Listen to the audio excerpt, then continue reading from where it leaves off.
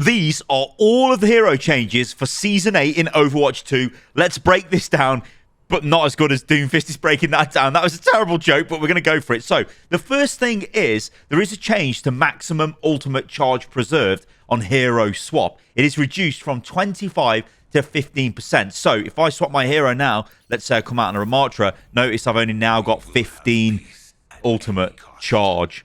Doomfist's Meteor Strike now regenerates 75 health per second while in the air, but the ultimate cost has been increased by 16%. So we'll look at my health. It's going back up. It's a pretty big buff. This is to the ultimate.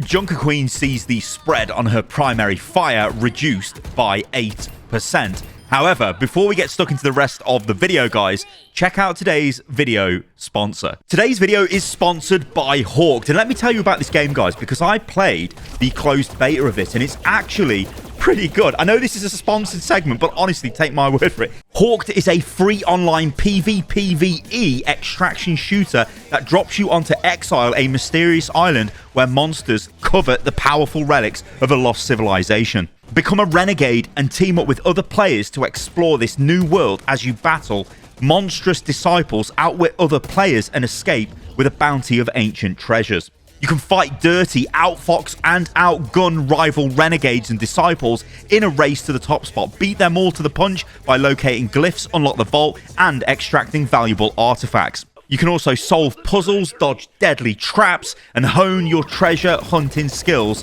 to score the best loot. And then you can extract and then use the loot to upgrade your character. So if you want to check all of this out, there is a link in the video description below. The free PC early access is available right now. We've also got the Renegade Rally, where players will be able to join the Renegade Rally by registering on the Hawked website. Everyone who signs up is guaranteed 7 days of Grail Plus premium status, with better rewards becoming available as more players join the rally. And at the end of the Renegade Rally, a raffle will take place amongst all participants with valuable rewards, including a lifetime supply of premium currency. Renegade Pass, which is the battle pass, available for purchase. The pass will have a selection of exclusive items such as weapon skins, themed outfits, customization, items, and more. And the console release is coming soon, so stay tuned for that. Once again, thank you to Hawked for sponsoring today's video. So Mauga is now in the game. However, he has been buffed since the kind of preview version we had of him at the BlizzCon weekend, and this is what they've done. They've given him 150 armor, but they've removed 150 health, so he's still got the same total health pool. However, he's now got armor, which is a massive buff. His head hit volume has been reduced by 15%, which is actually really nice, because it's super easy to hit him anyway, but his head now is smaller, so that's great. The spread for firing both guns has been reduced by 15%. That's a massive buff. The fire rate multiplier for firing both guns is reduced from 25 to 0%. Damage per shot increased from 4.5 to 5. Damage fall-off range increased from 25 to 30 meters. Max ammo increased from 300 to 350. Movement speed penalty when firing has been reduced from 20 to 15% per gun. So obviously if we fire one, we can move this quick. If we fire two, there's a little bit more of a reduction, but this is nowhere near as severe as it was in the first version of Mauga, so a massive buff there. We've also got, they've fixed a bug with burn damage over time not being applied and still resetting progress, and they fixed a bug with movement speed reduction not being applied when firing a single gun, and also Overrun can no longer be interrupted by hack, which is great news. And also, lifesteal has been increased from 60 to 70% for the Berserker passive, and overhealth conversion rate increased from 40 to 50%. So they have made Mauga do more damage and be more tanky. This could be a very strong hero this season. Ramattra's base health is reduced from 300 to 200. However, his base armor is increased from 0 to 100. He's now got armor in this form, which is a big buff to this, I guess, poke phase of Ramattra gameplay, let's say. Also, Void Accelerator, the projectile size, is increased from 0.075 to 0.1 meters, and the damage has also been increased from 4.5 to 5. So basically, you fire a bigger projectile now, so it's easier to hit targets with this. So this should be a really nice buff. when you're in those sort of down periods between using your, your tank form, pop out your tank form, and then you're in this form, you're now more survivable, and you've got more damage potential.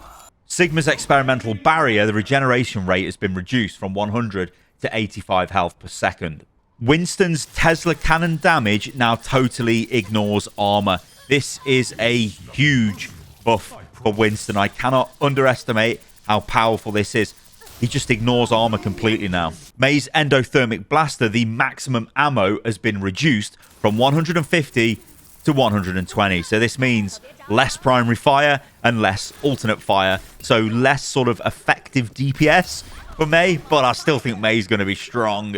Poor Soldier 76 gets hit with the most pointless nerf of the patch. His biofield has now got an 18-second cooldown. This has been increased from 15. Sombra's EMP has been buffed and slightly nerfed, but overall this is a massive buff. So ability lockout duration is increased from 1.5 to 3 seconds when you're hit with EMP. And also the damage has been reduced from 30 to 25% of maximum health. So when I cast this now, the Brig bot will not be able to use its abilities for 3 seconds. It's a 3-second hack. That is absolutely massive. Like, that is massive. Look how long this is. It's just so long. Yeah, that is, it's huge. Like, I don't think anyone wants this. Torbjourn's overload, so the overhealth has been increased from 75 to 100. A little cheeky buff there for Torb. Okay, Tracer gets possibly the craziest DPS buff in this patch so far. So she now does 6 damage per shot with her pulse pistols. This translates into incredible amounts of damage. Now, yes, I am firing at bots that are not moving. It is easy to hit all of the shots. Tracer doing 6 damage per shot. Winston ignoring armor. We're going into a crazy potential dive meta, and Tracer could be one of the engines of that. But this is going to be a massive buff to Tracer. And honestly, if you are a Tracer player, I would be loving it. I wonder what happened there. I tried to use my ultimate, but I normally have Tracer's ult bound to shift, and her... Yeah, so alternate fire is always that. But yeah, on the test server, it's gone back to Q. But there you go. Bap gets nerfed, and what they're doing to Bap is reducing his primary fire ammo from 45 now down to 36. So it's just less bullets that you've got. So it is less damage for Bap. This is going to be annoying for Bap players because when you run out of ammo, it's going to happen sooner than it did before. It's going to take a while to get used to this. Maybe they could have just reduced the damage that the bullets did instead of going down this route. This isn't even the main problem with Bap. This is the main problem. So, and also this. Yeah, I don't know what's going on here with these Bap changes. They're a bit weird, but Bap is nerfed. Brig's Whipshot has been nerfed back to its original state, so now it only does 70 damage instead of the 80 it did previously. Kiriko gets a healing buff and a Suzu nerf. Check this out. Projectile speed on healing a food increased from 14 to 18 meters per second.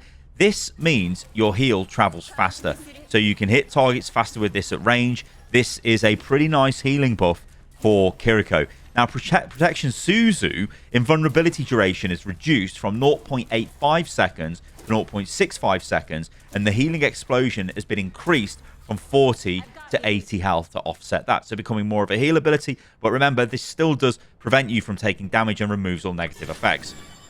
So it's just not as powerful as it was before, but it's still a really strong ability.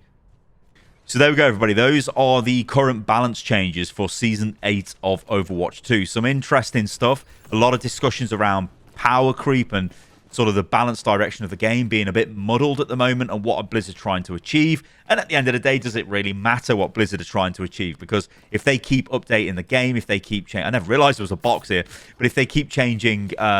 things sort of almost arbitrarily, does it matter? Because it will change the meta, it will change the direction the game's going in, and then I guess they can always revert these things in the future. So let me know what you think about this, guys, in the comments below. Honestly, I am looking forward to this season. I really want to try the Mauga changes. I think those are the sort of headline ones for me. I think some of the other changes are like, okay, you know, like the Soldier one. I mean, it's just pointless, that is.